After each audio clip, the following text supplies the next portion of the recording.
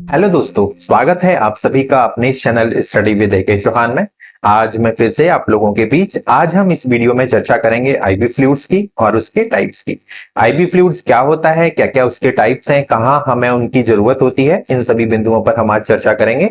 आइए चलते हैं हम अपनी अगली स्लाइड पर। देखिए, आईवी फ्लूइड्स जो होता है आपने देखा होगा कई बार, ज्यादातर जब पेशेंट्स हॉस्पिटल में आता है तो वहां उसको जरूरत होती है फ्लूइड थेरेपी की। और फ्लूइड थेरेपी की जरूरत कब होती है, या कहूं आम भाषा में उसको बोतल चढ़ाने की जरूरत कब पड़ती है? हमें जब जरूरत पड़ती है जब वो फ्लूइड हमारा लॉस्ट हुआ हो, या डेफिशिएंसी हो फ्लूइड की, या डेफिशिएंसी ऑफ इलेक्ट्रोलाइट्स पेशेंट्स में देखा गया हो। उस कंडीशंस में हमें जरूरत होती है आईवी फ्लूइड रिप्लेसमेंट की। आईवी फ्लूइड रिप्लेसमेंट के तीन वजह हो सकती हैं, या तीन वे में हम उसको रिप्लेस कर रहे होते हैं, उसको तीन वे में इन्फ्यूज कर रहे होते हैं। जिसमें मैं बात करूं, सबसे पहले आ जाता है हमारा, यहां पर मैं आपको एक सेकेंड, देखिए तीन वजह हो सकती है रिप्लेस करने की, फ्लूइड इन्फ्यूज करने की। पहली वजह हो सकती है कि हमें क्या करना हो, हमें रिप्लेसमेंट करना हो। ठीक है, या तो हम उसको रिप्लेसमेंट करना चाह रहे हो। दूसरा एक होता है, वो होता है रेसिप्यूटेशन। ठीक है, और तीसरा होता है मेंटेनेंस फ्लूइड।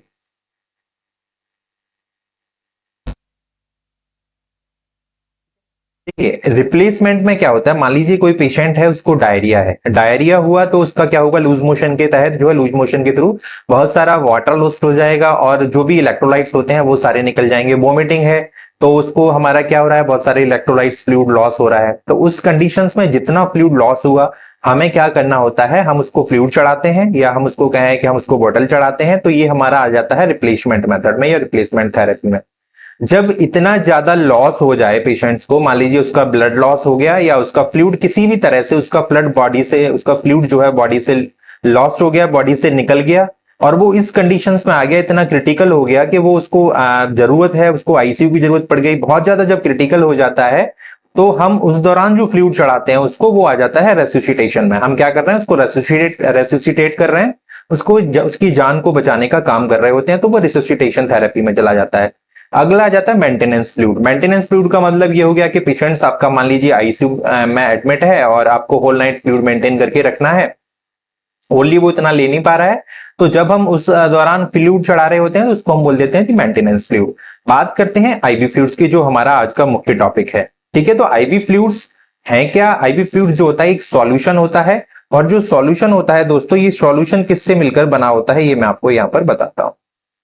देखिए, कोई भी सॉल्यूशन अगर है तो वो उसके अंदर क्या क्या चीजें होंगी, उसके अंदर एक होगा आपका सॉल्यूट और एक होगा आपका उसके अंदर सॉल्वेंट।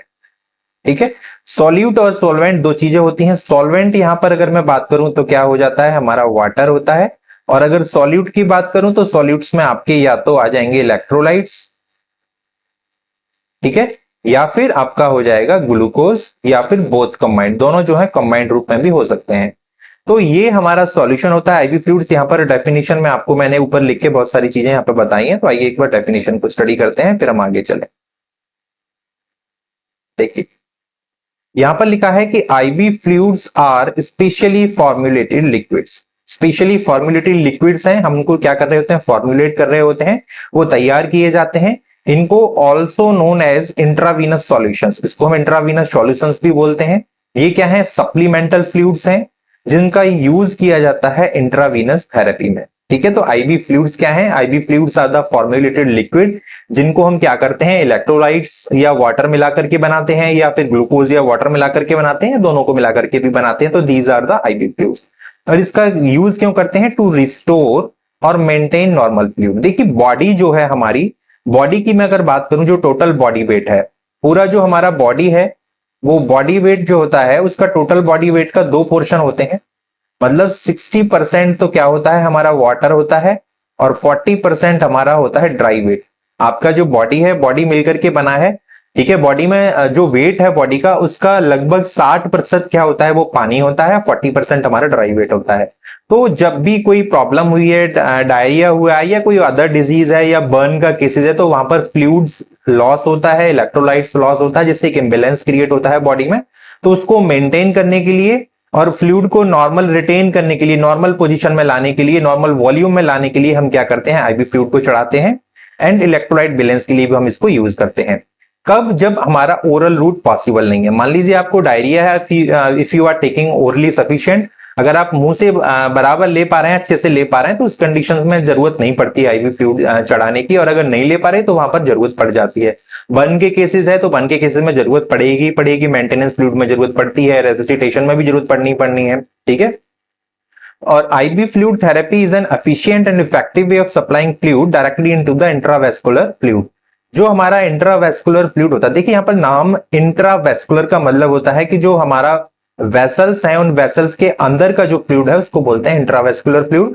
तो डायरेक्टली कोई भी अगर मेरे को फ्लूइड देना है, डायरेक्टली मेरे को कोई मेडिसिन देनी है, कोई इलेक्ट्रोलाइट्स कहाँ छोड़ना है, मुझे इंट्रावेस्कुलर फ्लूइड्स में उनको अगर पहुंचाना है, तो IV fluid therapy is the best method, ठीक है। इन रिप्लेसिंग इलेक्ट्रोलाइट लॉस, जो हमारा इलेक्ट्रोलाइट लॉस हुआ है और मेडिकेशंस को एडमिनिस्टर करना है, ब्लड प्रोडक्ट एडमिनिस्टर करना है, तो इसके लिए हमें क्या करना होता है, हम करते हैं IV फ्लूइड थेरेपी देते हैं, उसको IV फ्लूइड ट्रांसफ्यूज करते हैं। यहाँ पर आप एक ये ड्रिप देख पा रहे हैं, ये ड्रिप हमारी क्या है, IV फ्लूइड है। ये एक बॉटल है, बॉटल में ये सॉल्यूशन भरा हुआ है, जिसमें आप देख रहे होंगे काफी ट्रांसपेरेंट है, वाटर और इलेक्ट्रोलाइट्स इसमें मिक्स हैं। तो इस तरह से हम इसको क्या कर देते हैं, ट्रांसफ्यूज कर देते हैं। अब बात आती है IV फ्लूइड्स के एग्जाम्पल की, जिसमें मैंने आपको बताया है नॉर्मल सलाइन, NS बोलते हैं, रिंगर लैक्टेट RL, जिसको हार्टमैन सॉल्यूशंस के नाम से भी जाना जाता है। आपसे एक बार एग्जाम में पूछा गया था कि Ringer lactate is also known as, तो इसका जो दूसरा नाम है उसको हार्टमैन सॉल्यूशन के नाम से भी जानते हैं। इसको आप नोट डाउन कर लीजिए और प्लीज याद रखेंगे। Dextrose with normal saline DNS, ठीक है, ये भी हमारे किसका एग्जांपल है, IV फ्लूइड का। तो यहां पर आपका क्लियर हुआ होगा IV फ्लूइड क्या होता है। IV fluids are liquid solutions, ठीक है, लिक्विड सॉल्यूशंस हैं, जिसमें क्या होता है, सॉल्यूट हमारा इलेक्ट्रोलाइट्स या ग्लूकोज होते हैं, और सॉल्वेंट हमारा क्या होता है, वाटर होता है, जो क्या कर रहे होते हैं, जो हमारा बॉडी में जो भी फ्लूइड लॉस हुआ है उसका रिप्लेसमेंट का काम करते हैं, उसको इलेक्ट्रोलाइट्स बैलेंस का काम कर रहे होते हैं, और जो भी मेडिकेशन हमको प्रोवाइड करानी है, मान लीजिए कोई एंटीबायोटिक्स है, हैवी एंटीबायोटिक्स कुछ ऐसी होती हैं जिनको हम डायरेक्टली इंट्रावेस्कुलर कंपार्टमेंट में नहीं दे सकते, उसके लिए हमें क्या करना होता है, इनको डाइल्यूट करना होता है। तो डाइल्यूट करने के लिए हमें जरूरत होती है IV फ्लूइड की, जिसमें हमारा नॉर्मल सलाइन, उसमें डाइल्यूट करके हम क्या कर देते हैं, उसको एडमिनिस्टर करते हैं। आगे चलते हैं, अगला देखिए मैं आपको बताऊं, अगला इसके टाइप्स पर जाने से पहले मैं आपको कुछ स्पेस बताना चाहूंगा, इंट्रावेस्कुलर कंपार्टमेंट या फ्लूइड कंपार्टमेंट आपको बताना चाहूंगा वो क्या होता है। देखो ये डायग्राम है, यहां पर मैं आपको क्लियर कर दूं कि जो ह्यूमन बॉडी है, ठीक है, बॉडी मैंने बताया कि बॉडी का जो टोटल वेट है, वो टोटल वेट किसका होता है, टोटल वेट जो होता है उसमें हमारा 40% तो ड्राई वेट होता है, और जबकि 60% हमारा क्या होता है, 60% हमारा होता है यहां पर वाटर, ठीक है। अब पूरा शरीर जो है, या ह्यूमन बॉडी या कोई भी बॉडी जो है वो बनी होती है, वो किससे मिलकर बनी होती है, वो बनी होती है सेल से। बहुत सारी सेल्स होती हैं, जिनको हम हिंदी में अगर बात करें तो इनको हम कोशिका भी बोलते हैं। तो human body is made up of the cells, ठीक है।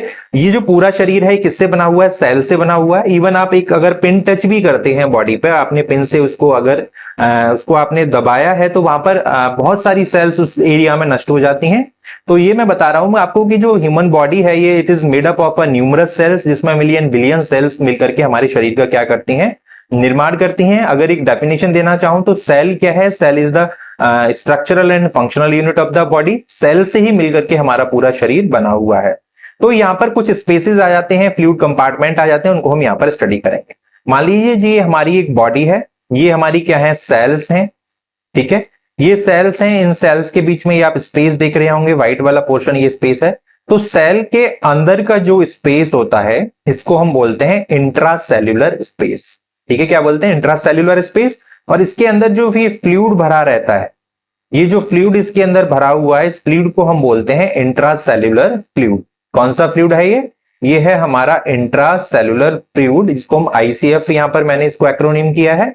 और दूसरा इसके बाहर का ये जो एरिया है, इस एरिया को हम बोलते हैं एक्स्ट्रा सेल्यूलर स्पेस। और इसमें जो फ्लूइड भरा रहता है उस फ्लूइड को हम नाम दे देते हैं, क्या नाम दे देते हैं, इसको हम नाम दे देते हैं एक्स्ट्रा सेल्यूलर फ्लूइड, ठीक है। यहां पे क्लियर हुआ कि इंट्रासेल्यूलर फ्लूइड क्या होता है, सेल के अंदर जो फ्लूइड भरा होता है उसको हम बोलते हैं इंट्रासेल्यूलर फ्लूइड। सेल के आसपास एरियाज में जो फ्लूइड होता है उसको हम बोल देते हैं एक्स्ट्रा सेल्यूलर फ्लूइड। अब यहां पर मैं इसको थोड़ा सा रोक के मैं आता हूं इस ब्लड वेसल्स पर। ये क्या है, हमारी ब्लड वेसल्स है। इस ब्लड वेसल्स में आप देख रहे होंगे ये RBCs हैं, ठीक है। ये क्या है, these are the RBCs। RBCs के अंदर जो भरा होगा वो इंट्रासेल्युलर फ्लूइड होगा। इसके जो ये बाहर भरा हुआ है इन सेल्स के बीच में, ये क्या है हमारा, this is our extra cellular fluid, ठीक है, या इसको हम बोलते हैं इंट्रा वेस्कुलर, ठीक है, इंट्रावेस्कुलर फ्लूइड बोलते हैं या फिर ईसीएफ बोलते हैं, और इसी को हम बोल देते हैं प्लाज्मा। क्या बोलते हैं, प्लाज्मा। तो ये क्या है, ये एक्स्ट्रा सेल्युलर फ्लूइड था, या इंट्रावेस्कुलर फ्लूइड भी बोल सकते हैं, क्योंकि वेसल्स के अंदर है इसलिए इंट्रावेस्कुलर, सेल्स के बाहर के एरिया में इसलिए हमने इसको क्या बोला, एक्स्ट्रा सेल्युलर। अब देखिए यहां पर ये क्या है, दीज प्लाज्मा या these intravascular fluid is circulating while these extracellular fluid is not circulating। हमने इसको नाम दे दिया इंटरस्टिशियल फ्लूइड, और इसको हमने नाम दे दिया इंट्रासेल्युलर फ्लूइड, और इसको हमने नाम दे दिया एक्स्ट्रासेल्युलर फ्लूइड या फिर इंट्रावेस्कुलर फ्लूइड। तो ये जो हमारा ईसीएफ है, एक्स्ट्रा सेल्युलर फ्लूइड जो है, ये मिलकर के बना होता है किस किस से, ये मिलकर के बना होता है इंटरस्टिशियल फ्लूइड से, दूसरा हमारा प्लाज्मा से, ठीक है। इंटरस्टिशियल फ्लूइड और प्लाज्मा से मिलकर के हमारा क्या बना हुआ है, एक्स्ट्रा सेल्युलर फ्लूइड। यहां से आपका क्लियर हुआ होगा कि इंट्रासेल्युलर फ्लूइड क्या होता है, एक्स्ट्रा सेल्युलर फ्लूइड क्या होता है, और इंटरस्टिशियल फ्लूइड क्या होता है। तो जब भी आगे टर्मिनोलॉजी में यूज करूंगा तो आशा करता हूं आप इसको समझ पाएंगे, ठीक है। अगला हम बात करते हैं कि what are the types of the IV fluids. IV fluids के टाइप्स क्या होते हैं। देखिए आईवी फ्लूइड्स के बहुत सारे टाइप्स होते हैं, हम उनको किस तरह से क्लासिफाई कर रहे हैं, किस पॉइंट को बेस मान के, किस चीज को बेस मान के क्लासिफाई कर रहे हैं, उनके आधार पर हम समझेंगे आगे कि what are the classification of the IV fluids या what are the types of the IV fluids. यहां पर मैं आपको दो तरह से क्लासिफिकेशन समझाऊंगा। पहला, fluids are divided into crystalloids and colloids. ये जो हमने क्रिस्टलॉइड्स और कोलॉइड्स जो डिवाइड किया है, यहां पर हमने बेस माना है size and nature of the molecules, ठीक है। मॉलिक्यूल्स का क्या साइज है, मॉलिक्यूल्स का क्या नेचर है, और उनकी परमिएबिलिटी क्या है, इन तीन प्रॉपर्टीज को हमने बेस मानते हुए यहां पर फ्लूइड को क्लासिफाई किया है। दूसरा मेथड होता है फ्लूइड्स में be divided on the basis of their tonicity. Tonicity के आधार पर भी हम फ्लूइड्स को क्या करते हैं, क्लासिफाई करते हैं। यहां पर इस क्लास में हम चर्चा करेंगे कि what are the crystalloids and what are the colloids, जिनका हम क्लासिफिकेशन कर रहे हैं on the basis of size, nature as well as permeability. इसको बेस मानते हुए यहां पर हम क्लासिफाई करते हैं। आइए समझते हैं क्रिस्टलॉइड क्या होता है। देखिए क्रिस्टलॉइड एक एक्वियस सॉल्यूशन है। एक्वियस सॉल्यूशन मतलब वाटर, एक्वियस जहां पर भी आ जाए इसका मतलब होता है वाटर, ठीक है। तो क्रिस्टलॉइड क्या है, crystalloid is an aqueous solution composed of water and small solutes, जैसे इलेक्ट्रोलाइट्स हो गया आपका, और ग्लूकोज। मैंने आपको बताया भी था कि crystalloids are made up of किसके सॉल्यूशंस होते हैं, ये होते हैं या तो इलेक्ट्रोलाइट्स और वाटर होगा, या फिर ग्लूकोज और वाटर, या इलेक्ट्रोलाइट, ग्लूकोज एंड वाटर मिलकर के एक सॉल्यूट बनाते हैं, उसको हम बोलते हैं क्रिस्टलॉइड। क्रिस्टलॉइड में जो मॉलिक्यूल्स होते हैं, जो हमने बेस भी माना है क्लासिफिकेशन का, मॉलिक्यूल्स कैसे होते हैं, स्मॉल मॉलिक्यूल्स होते हैं दैट कैन डिफ्यूज, ठीक है। ये क्या होते हैं, small molecule that can diffuse freely throughout the extracellular space. मैंने आपको बताया एक्स्ट्रा सेल्युलर स्पेस क्या था, अभी मैंने आपको बताया था कि जो ह्यूमन बॉडी है, human body is made up of a number of cells, ठीक है। सेल्स का कुछ अरेंजमेंट इस तरह से होता है। इसके अंदर वाले फ्लूइड को हम बोलते हैं इंट्रासेल्युलर फ्लूइड, इंट्रासेल्युलर फ्लूइड, और इसके आसपास का जो ये एरिया होता है, यहां पर जो फ्लूइड होता है, क्योंकि फ्लूइड हमारे बॉडी में 60% होता है, तो इसके आसपास जो फ्लूइड होता है this is called the extra cellular fluid. यहां पर क्या होता है, एक वेसल्स है, मान लीजिए वेसल्स यहां से है, इसके अंदर भी फ्लूइड होगा, और इसके अंदर फ्लूइड के साथ साथ यहां पर क्या होगा, आरबीसीज भी होंगे। तो आरबीसीज के अंदर वाले फ्लूइड को यहां पर हमने इंट्रासेल्युलर फ्लूइड, बाहर वाले फ्लूइड को हमने प्लाज्मा नाम दिया, ठीक है। और ये वाला फ्लूइड स्टेशनरी है, it is not circulating, that's why we said it interstitial fluid, और इसको हमने नाम दिया था प्लाज्मा। तो इंटरस्टिशियल फ्लूइड और प्लाज्मा मिलकर के क्या बना देते हैं, ईसीएफ बनाते हैं, एक्स्ट्रा सेल्युलर फ्लूइड बनाते हैं, और ये सेल के अंदर वाला इंट्रासेल्युलर फ्लूइड। यहां पर इस लाइन को समझेंगे, small molecules that can diffuse freely throughout the extracellular space. ये जो क्रिस्टलॉइड का सॉल्यूशन है ना, जब आप इसको इन्फ्यूज करेंगे, मान लीजिए यहां पर मैंने क्या किया, एक एनएस की बोतल ली और उसको मैंने आईवी सेट के थ्रू कनेक्ट कर दिया वेन से। जैसे ही ये मेरा एनएस, जिसमें 0.9% सोडियम क्लोराइड होता है, ये क्रिस्टलॉइड का एग्जांपल है। जैसे ही ये एनएस इस वेन में आएगा, वेसल्स में आएगा, तो ये क्या करेगा, ये फाइनली कैपिलरीज पर जाकर के क्या होगा, डिफ्यूज होगा। डिफ्यूज का मतलब ये इस वेन से निकलकर इधर आना शुरू हो जाएगा एक्स्ट्रा सेलुलर फ्लूइड में, यहां पर एक एक्सचेंज होना शुरू हो जाएगा। ठीक है, यहां पर क्या होगा, ये वाला जो मैंने NS दिया था ये इधर आ जाएगा, डिफ्यूज हो जाएगा, क्योंकि इसके मॉलिक्यूल्स भी स्मॉल हैं और ये एक्स्ट्रा सेलुलर स्पेस में क्या कर सकता है, डिफ्यूज कर सकता है। Smaller in size than colloid, इसके जो मॉलिक्यूल्स होते हैं कोलॉइड के साइज से थोड़ा छोटा होते हैं और इसकी रिलेटिवली लो टेंडेंसी होती है टू स्टे इंट्रावेस्कुलर। देखो क्रिस्टलॉइड का कोई भी फ्लूइड्स होगा ना, तो वो इस जब हम उसको ट्रांसफ्यूज करेंगे, जब हम उसको इन्फ्यूज करेंगे, तो वो इस ब्लड वेसल्स में ज्यादा देर तक नहीं रह पाएगा। क्यों नहीं रह पाएगा, क्योंकि वो डिफ्यूज हो जाएगा। उसकी एक प्रॉपर्टी है, वो क्या हो सकता है, फ्रीली डिफ्यूज कर सकता है through out the extra cellular space. ये कैपिलरीज के थ्रू जो है फाइनली परमेबल मेम्ब्रेन से होता हुआ कहां आ जाएगा, हमारे एक्स्ट्रा सेलुलर फ्लूइड में आ जाएगा। इसलिए ज्यादा देर तक इस वेसल्स में नहीं रहेगा। ठीक है, ज्यादा देर तक वेसल्स में नहीं रहेगा तो इंट्रावेस्कुलर वॉल्यूम को ज्यादा देर तक ये मेंटेन करके नहीं रख पाएगा। होता क्या है, जब भी आपका फ्लूइड लॉस हुआ तो आपका इस वेसल्स से वॉल्यूम कम होता है, हम उसी को रिप्लेस करने के लिए क्या करते हैं, फ्लूइड ट्रांसफ्यूज करते हैं, फ्लूइड इंड्यूस करते हैं। लेकिन क्रिस्टलॉइड टाइप के जो फ्लूइड हैं वो ज्यादा देर तक इस वेसल्स में नहीं रुक सकते, वो कहां चले जाते हैं, एक्स्ट्रा सेल्यूलर फ्लूइड में चले जाते हैं। ठीक है, और इसका यहां पर अगली लाइन में इन्होंने यही बताया कि 75 to 80% of the infused crystalloid is distributed in the interstitial space. कहां चला जाता है, इंटरस्टिशियल स्पेस में चला जाता है। मान लीजिए आपने क्या किया, आपने यहां पर 100 ml जो है सलाइन इन्फ्यूज किया, इसका 75 to 80% लगभग 80 ml जो है वो कहां पर आ जाएगा, हमारा इंटरस्टिशियल स्पेस में आ जाएगा, और वेन में कितना रह गया, मात्र 20 ml। ठीक है, तो ये इस तरह से हम क्या करते हैं, फ्लूइड रिप्लेसमेंट अगर करना चाहें तो इंट्रावेस्कुलर वॉल्यूम अगर आप मेंटेन रखना चाह रहे हैं तो crystalloid is the not a choice of fluid. ठीक है, क्योंकि इसका 75 to 80% तो जो है चला जाएगा हमारा इंटरस्टिशियल स्पेस में, और अगर आप इसको बार बार चढ़ाते जाएंगे, ज्यादा चढ़ाते जाएंगे तो फिर एडिमा के चांसेस बनते हैं। आगे मैं आपको एडिमा भी समझाऊंगा।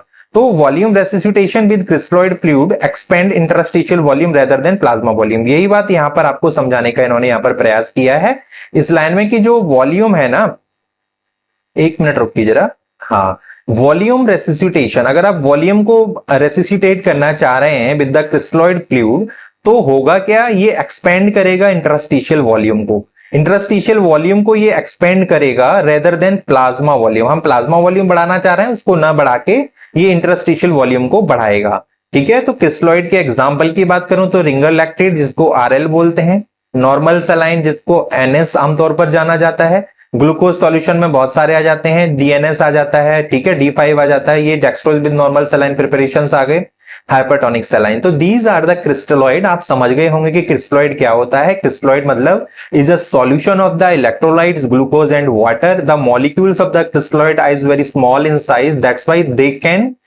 Diffuse through the semi permeable membrane through the capillaries and इसी तरह से ये क्या होता है, इंट्रावेस्कुलर फ्लूइड को ज्यादा देर तक, ये इंट्रावेस्कुलर वॉल्यूम को ज्यादा मेंटेन नहीं कर सकते। ठीक है, क्योंकि इसका जो भी आपने वॉल्यूम दिया होता है उसका 75 से 80% जो है वो कहां चला जाता है, इंटरस्टिशियल स्पेस में चला जाता है। अगली स्लाइड पर आते हैं, अब समझेंगे कोलॉइड क्या होता है। कोलॉइड हमने बताया, colloid contain large protein and molecules. ठीक है, क्रिस्टलॉइड में क्या था, क्रिस्टलॉइड में हमारा वाटर था, इलेक्ट्रोलाइट्स था, ग्लूकोज था। यहां पर इलेक्ट्रोलाइट्स और ग्लूकोज नहीं होते, यहां पर क्या होते हैं, लार्ज प्रोटीन मॉलिक्यूल्स होते हैं जो that do not pass through semi permeable membrane, जो क्या होते हैं, सेमी परमेबल मेम्ब्रेन से पास नहीं करते। दोबारा से मैं आपको वही एक बार स्ट्रक्चर ले जाना चाहूंगा कि यहां पर मैंने आपको बताया कि ये मेरा वेन्स है या मैं कहूं वेसल्स है।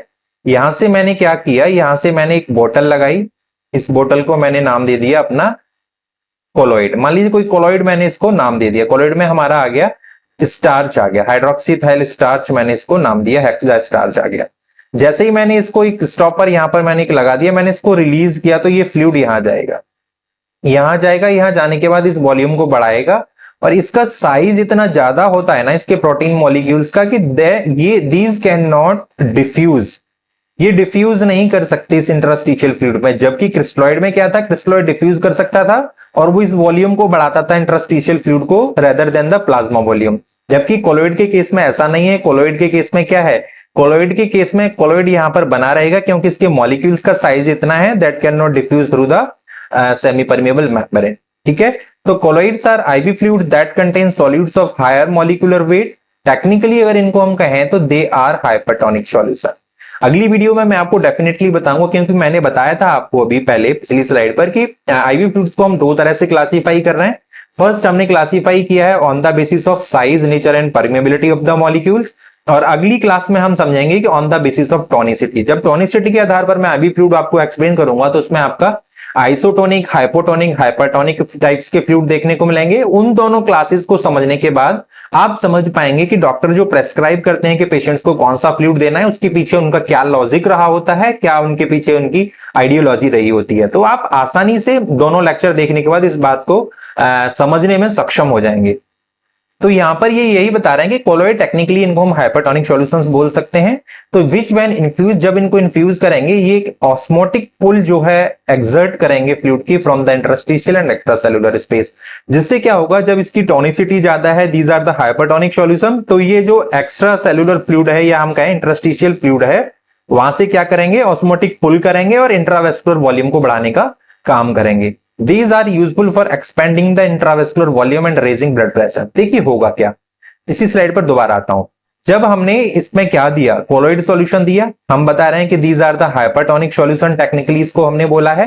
तो जब इसकी टोनिसिटी ज्यादा हो जाएगी तो एक टर्म आपने सुना होगा 9th 10th की क्लास में कि एक टर्म होता है ऑस्मोसिस।